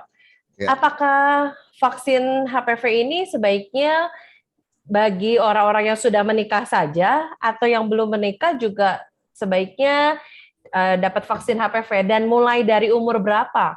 Ya, sebaiknya memang kalau memungkinkan sebelum aktif secara seksual, ya, artinya pada saat usia dini, ya, sejak usia 9 tahun itu sudah boleh diberikan, itu lebih baik, ya, sejak usia 9 tahun.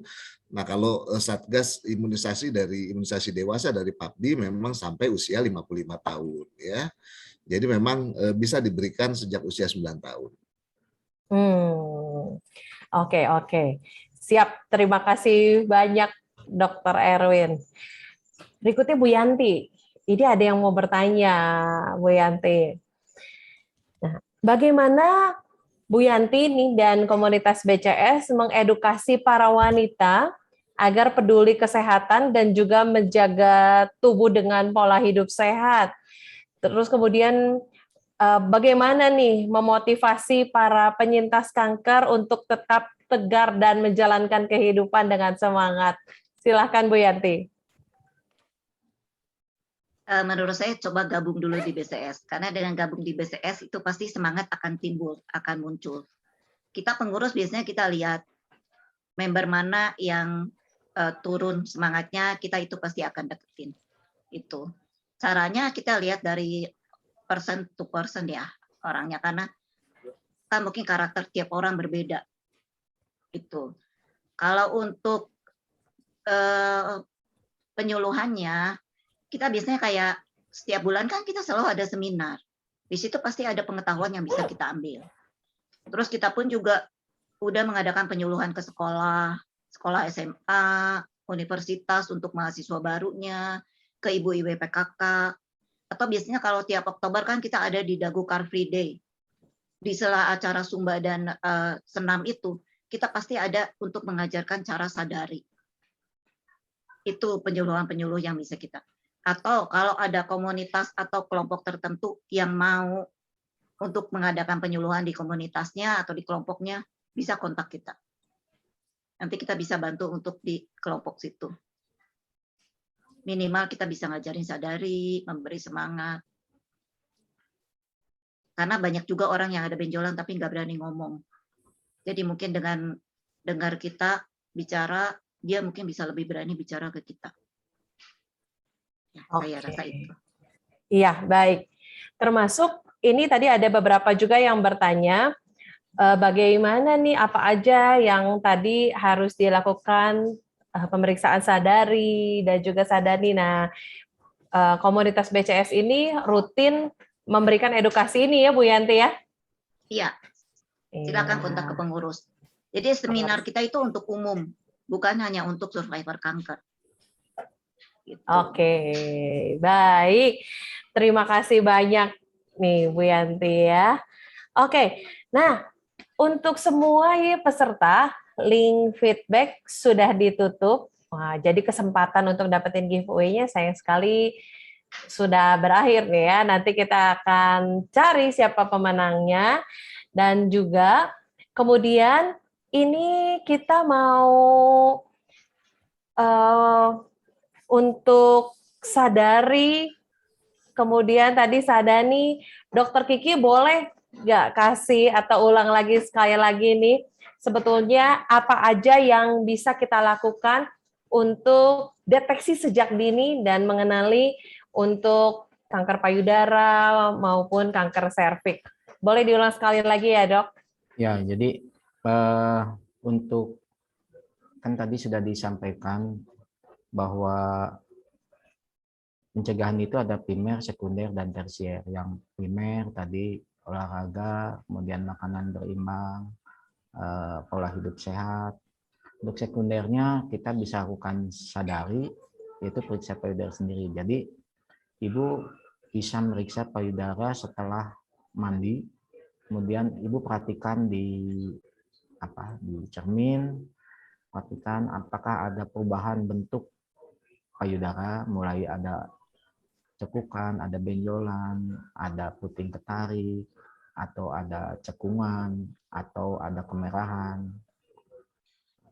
Kemudian setelah itu baru diraba dengan 3 jari ya. Ini 3 jari raba dari atas ke bawah atau dari dalam keluar, ada benjolan atau tidak. Kalau misalnya tidak ada benjolan, maka ibu lanjut ke sadamis. Sadamis ada periksa payudara secara klinis. Ibu datang ke dokter, periksa, pastikan dengan dokter, nanti ada pemeriksaan tambahan mungkin dari dokter, apakah itu USG atau mamografi. Gitu. Nah, untuk wanita yang untuk screening bisa dilakukan mamografi tiap 6 bulan, terutama untuk wanita di atas 35 tahun ke atas, dilakukan screening tiap 6 bulan atau 1 tahun sekali. Dan untuk yang sekunder, tersiernya tadi, yang penting itu datang ke tempat yang tepat, dengan waktu yang tepat, dan penanganan yang tepat. Artinya, kalau misalnya seperti kata Bu Yanti, kita datang ke dokter yang khusus memang menangani kanker cervix atau payudara, waktunya datang dalam keadaan awal dan dapat penanganan yang optimal, insya Allah ya stadium awal kesembuhannya kurang lebih 90%. Gitu. Jadi paling tidak itu yang bisa kita kerjakan untuk pencegahan. Dan satu saya lupa ya, tadi ada yang nanya, pasien kanker payudara boleh vaksinasi COVID nggak? Boleh, selama tidak sedang menjalani radioterapi atau kemoterapi.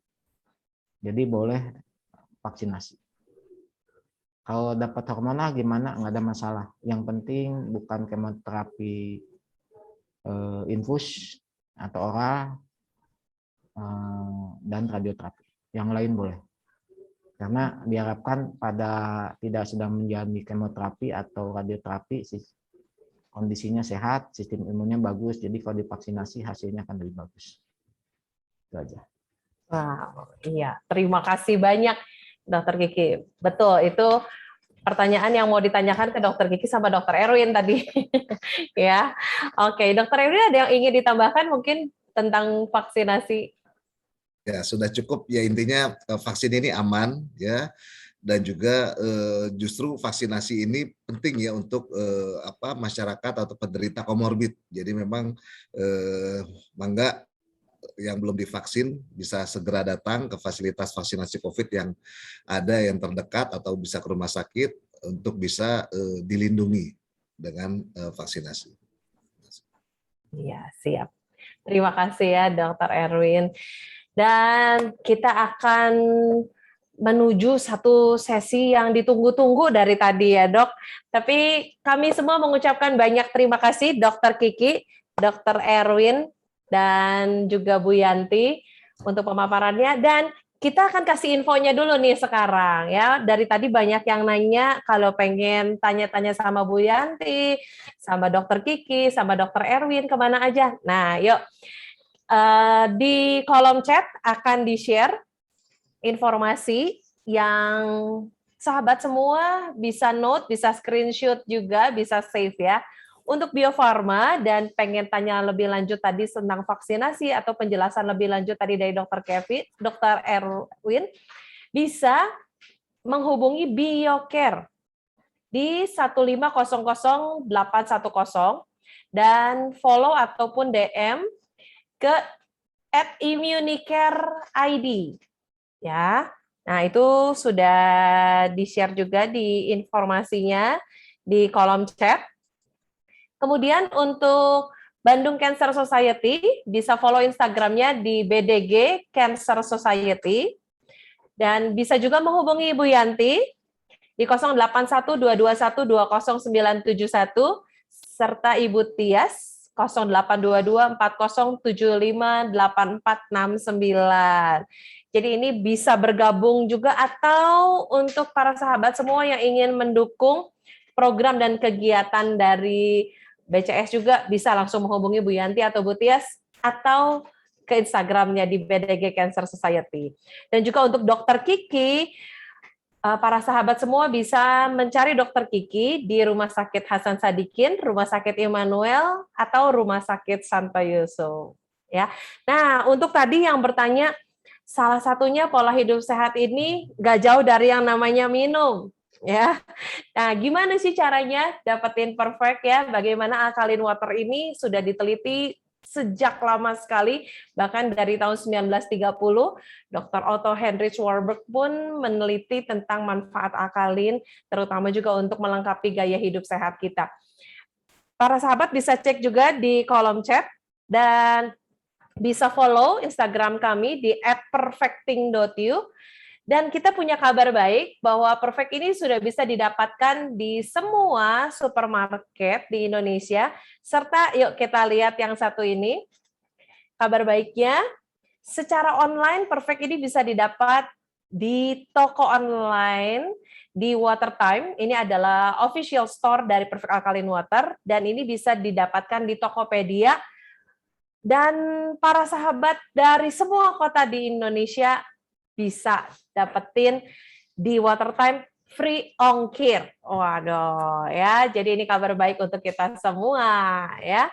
Nah, sekarang waktunya untuk yang sudah mengisi link feedback, kita cari pemenangnya, ya. Dan nanti di akhir kita akan mendengarkan closing statement dari Dr. Kiki, Dr. Erwin, dan Bu Yanti.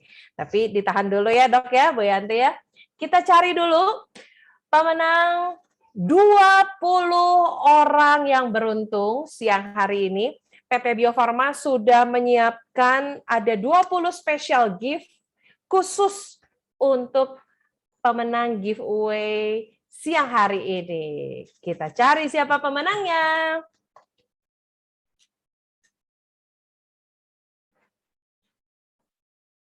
Ya. Ini waktunya deg-degan ya. Oke, pemenang yang pertama, selamat pada Marsya Regina Brawijaya. Selamat. Ya, pemenang dari Bio Farma berikutnya. Wah, ini cukup lama. Terima kasih banyak Pak Erwin dan Bio Farma menyediakan special gift yang hanya dikeluarkan nih di webinar hari ini ya untuk 20 orang yang beruntung. Yuk, kita cari lagi yuk. Oke, siapakah yang beruntung? Selamat kepada Grace Gunawan. Wow. Ya, selamat ya, Bu Grace. Lanjut berikutnya. Kita cari lagi.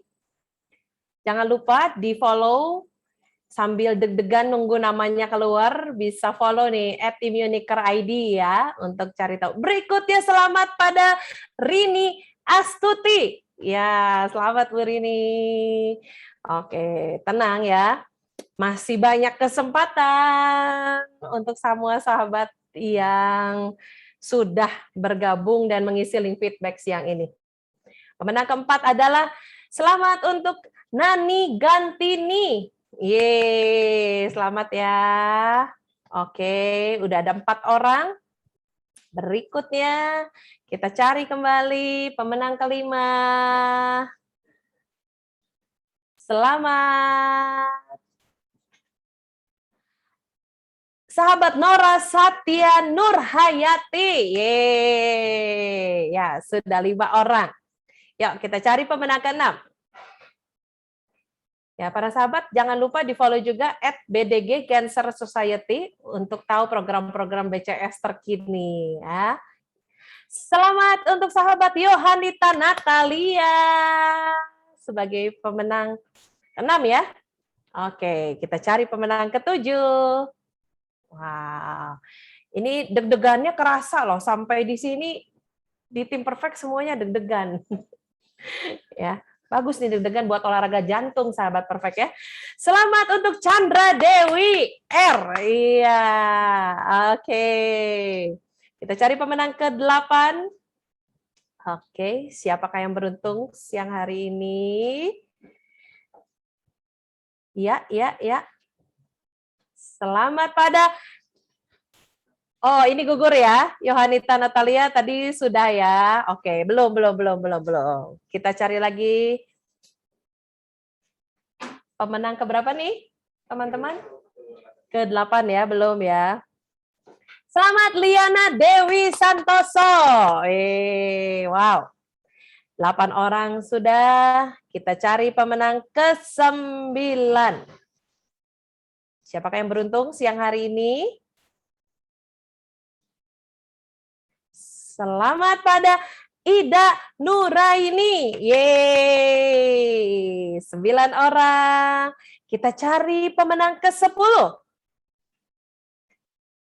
Ya, para sahabat semua, jangan leave dulu karena kita terakhir akan mendapatkan pesan spesial nih ya. Selamat pada sahabat Liena Paulina. 10 orang udah, masih ada 10 lagi. Wah, sabar ya. Hari ini Dr. Erwin Bio Farma bagi-bagi hadiahnya spesial, banyak banget ya, Dok. Ya, selamat pada sahabat Nerisa Arfiana, pemenang ke-11 ya. Oke, kita cari pemenang ke-12. Ya. Apakah nama Anda yang keluar? Selamat pada Jurita Wati SE. Selamat. Ya, pemenang ke-12 ya. Kita cari pemenang ke-13. Wah. Hari ini udah dapat manfaat sehat, dapat special gift dari Bio Farma. Wah, mantap banget ya. Selamat untuk Aisyah Koirunisa. Yeay. Selamat.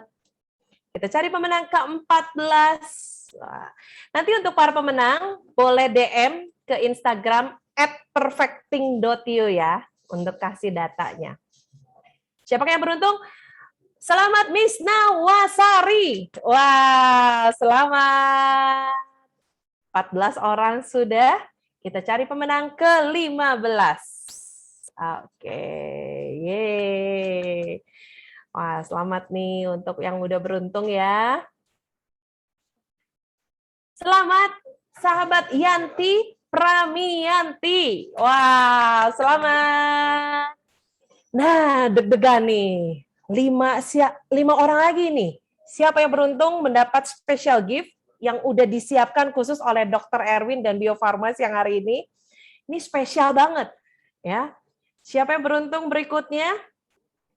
Selamat sahabat Wuri Handayani. Wow. Oke. Kita cari 4 orang lagi. Sayang sekali siang ini saya nggak bisa ikutan ya, Dr. Erwin ya. Padahal ini hadiahnya mantep banget nih dari Bio Farma. Selamat sahabat Dea Anita Aryani. Wow. Sebagai pemenang ke-16. Oke. 3 orang lagi. Ya, yuk. Doanya makin kenceng nih. Aduh, mudah-mudahan saya nih yang keluar nih ya namanya ya. Ya, selamat sahabat Danik Purwandari. Selamat. Oke, sudah 18 orang, 2 orang lagi ya. Ya, terima kasih nih para pemenang masih standby ya. Siap. Berikutnya selamat pada Sandra Wahyuni.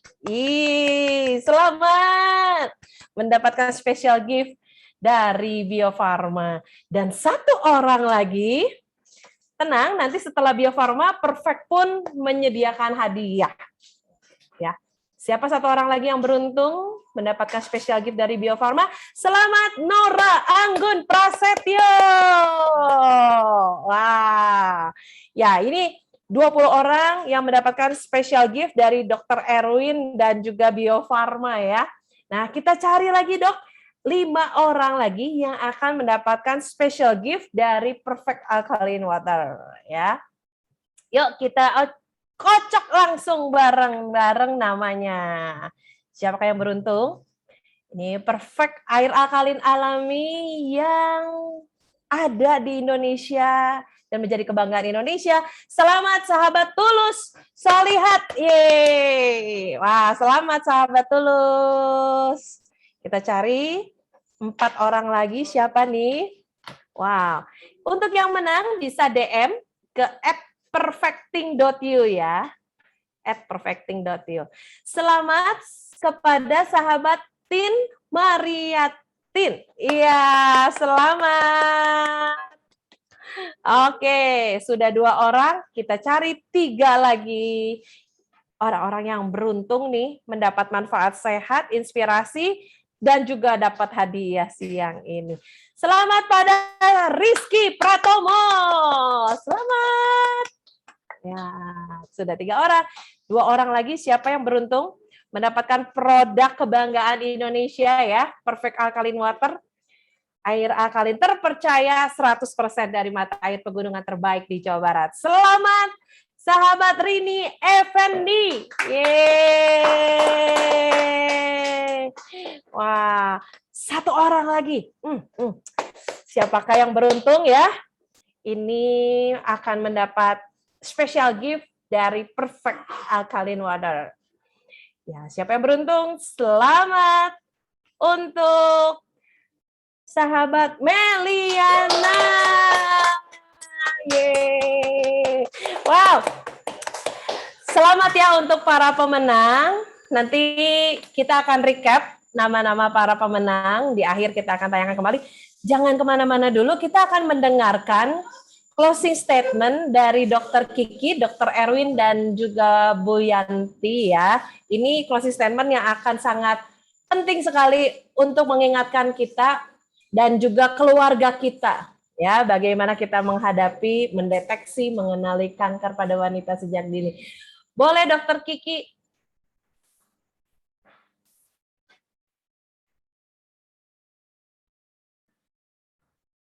Ya, Dokter Kiki, boleh kasih closing statement ya untuk kita semua. Apa yang perlu kita lakukan nih sekali lagi Dok, untuk memotivasi kita, untuk bisa mengenali dan mendeteksi sejak dini kanker pada wanita, dan juga untuk para sahabat yang sedang berjuang, Dokter Kiki boleh kasih motivasi juga. Silakan Dokter Kiki. Ya, untuk yang dapat yang ada benjolan, saya kira datanglah ke yang tadi, right place, right time, and right treatment. Itu aja. Baik, siap.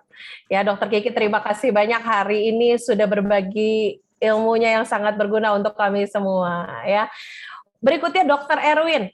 Dok, boleh dong Dok kasih lagi semangat ke kita semua tentang pentingnya nih vaksinasi juga, baik vaksinasi COVID maupun vaksinasi dewasa yang kita perlukan. Silakan Dokter Erwin. Ya, baik Bu Iren. Jadi saya coba mengambil quote dari Mahatma Gandhi ya, bahwa harta sejati adalah kesehatan, ya, bukan emas dan perak. Ya, jadi mari lindungi diri kita, lindungi keluarga kita dengan menerapkan pola hidup bersih dan juga pola hidup sehat, menerapkan protokol kesehatan, rajin-rajin medical check up, jangan takut datang ke fasilitas kesehatan, jangan takut datang ke dokter, segera konsultasikan bila ada keluhan, dan juga jangan lupa vaksinasi, karena vaksinasi ini aman dan cost efektif untuk melindungi kita dari penyakit-penyakit infeksi dan berbahaya. Mungkin itu Bu Iren. Wow, luar biasa. Ya, Dokter Erwin, terima kasih banyak juga. Dokter Erwin dan Dokter Kiki hari ini udah kasih kita inspirasi dan ilmu yang sangat luar biasa ya. Dan pastinya semua sahabat, jangan sampai di sini, tapi waktunya nih selesai webinar ini kita mulai menjalankan apa yang kita dapat nih hari ini ya. Oke, dan terakhir untuk Ibu Yanti. Boleh Bu Yanti share lagi nih Bu untuk kita semua. Oke, terima kasih. Seperti yang tadi saya katakan dan seperti yang Dokter Kiki katakan, kalaupun ada apa-apa, pergilah ke yang benar-benar ahlinya. Jangan tanya atau pergi ke tempat yang lain. Carilah yang udah bukti. Kita di BCS adalah saksi hidup. Kita bersedia untuk sharing. Kalau untuk yang udah sebagai survivor, tetaplah kontrol. Karena biarpun bagaimana kita nggak tahu kalau memang ada sesuatu lagi, karena kanker kan dari sel ya. Kita nggak bisa mencegah, kita nggak tahu sel itu larinya kemana. Jangan terlalu takut soal makanan. Seperti yang Dokter Kiki bilang tadi, jangan terlalu dipikirkan. Kalau daging merah, makan ya makan. Gitu. Tapi kan kita makan juga nggak mungkin langsung makan setengah kilo sendiri dalam sehari. Kita makan apapun juga bebas, tapi ada batasnya. Itu. Jangan lari ke medis. Terus kalaupun juga yang udah sadari ada benjolan, silakan periksa, jangan takut. Belum tentu benjolan itu bahaya. Tidak semua benjolan berarti kanker, tapi kanker berasal dari sebuah benjolan. Jadi hati-hati aja. Saya rasa itu aja, dan pesan saya, kanker bukan akhir dari segalanya. Selama Tuhan masih memberi waktu, kita masih bisa berjuanglah. Itu aja, Irin. Ya, wow. Terima kasih banyak ya Bu Yanti. Move on and be a winner. Majulah dan jadilah pemenang. Iya, betul ya. Dan untuk sahabat semua, jangan lupa juga follow dan subscribe juga YouTube dari Perfect Alkaline Water. Kita sudah mengupload semua webinar-webinar kesehatan kita. Dan pastinya di bulan depan kita juga akan ada kembali webinar kesehatan. Dan para sahabat semua bisa mendapatkan informasinya di Instagram kami di @perfecting.you. Dan akhir kata, kami semua dari tim Perfect mengucapkan banyak terima kasih untuk Dr. Kiki, Dr. Erwin, Ibu Yanti. Terima kasih hari ini sudah berbagi dan menginspirasi kami semua. Terutama juga terima kasih untuk para peserta yang sudah bergabung. Doa kami sehat-sehat semua untuk para peserta dan terus maju, berjuang, jalani hidup sehat karena diri kita yang sehat adalah hadiah terbaik untuk keluarga kita. Dan inilah rekap para pemenang siang hari ini. Siapakah yang beruntung siang hari ini? Inilah para pemenangnya. Selamat 25 pemenang ya, dan kami berharap hadiah ini bisa membuat para sahabat lebih sehat ya, lebih semangat menjalani hidup sehat. Baik, terima kasih banyak. Saya bersama Dr. juga Ibu Yanti. Mohon pamit, sampai bertemu di webinar kesehatan kita bulan depan. Salam sehat Indonesia. Anda yang sudah mengikuti webinar Kenali dan Deteksi Sejak Dini Kanker pada Wanita. Acara ini didukung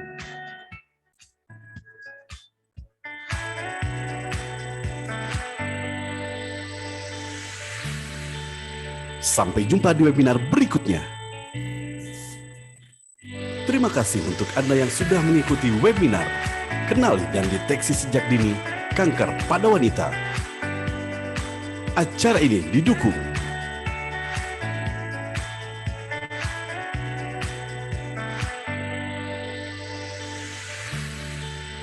Sampai jumpa di webinar berikutnya.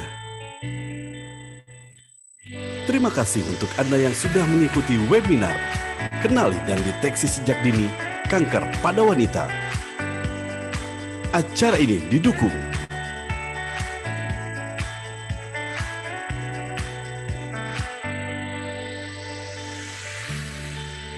Sampai jumpa di webinar berikutnya. Terima kasih untuk Anda yang sudah mengikuti webinar Kenali dan Deteksi Sejak Dini Kanker pada Wanita. Acara ini didukung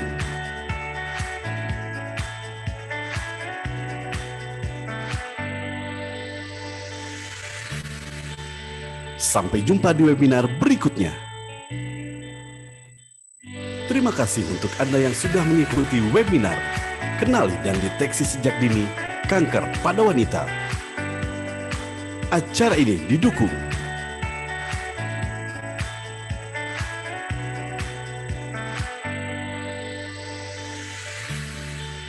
Sampai jumpa di webinar berikutnya. Terima kasih untuk Anda yang sudah mengikuti webinar Kenali dan Deteksi Sejak Dini Kanker pada Wanita. Acara ini didukung